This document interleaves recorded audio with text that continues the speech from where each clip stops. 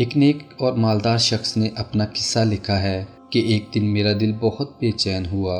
ہر چند کوشش کی کہ دل بہل جائے، پریشانی کا بوجھ اترے اور بے چینی کم ہو، مگر وہ بڑھتی ہی گئی۔ بالآخر تنگ آ کر باہر نکلا اور بے مقصد ادھر ادھر گھومنے لگا۔ اسی دوران ایک مسجد کے پاس سے گزرا تو دیکھا کہ دروازہ کھلا ہے۔ فرض نمازوں میں سے کسی کا وقت نہیں تھا۔ میں بے ساختہ مسجد میں داخل ہوا کہ وضو کر کے 2-4 رکعت نماز ادا کرتا ہوں، ممکن ہے دل کو راحت ملے۔ وضو کے بعد مسجد میں داخل ہوا تو ایک صاحب کو دیکھا، خوب رو رو کر گڑ گڑا کر دعا مانگ رہے ہیں اور کافی بے قرار ہیں۔ غور سے ان کی دعا سنی تو قرضہ اتارنے کی فریاد میں تھے۔ ان کو سلام کیا، مصافحہ ہوا، قرضہ کا پوچھا۔ بتانے لگے کہ آج ادا کرنے کی آخری تاریخ ہے، اپنے مالک سے مانگ رہا ہوں۔ ان کا قرضہ چند ہزار روپے کا تھا، وہ میں نے جیب سے نکال کر دے دیے۔ ان کی آنکھوں سے آنسو چھلک پڑے اور میرے دل کی بے چینی سکون میں بدل گئی۔ میں نے اپنا وزٹنگ کارڈ نکال کر پیش کیا کہ آئندہ جب ضرورت ہو مجھے فون کر لینا،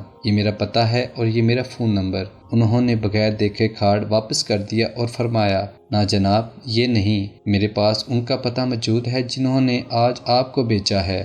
میں کسی اور کا پتہ جیب میں رکھ کر ان کو ناراض نہیں کر سکتا۔ سبحان اللہ و بحمدہ، سبحان اللہ العظیم۔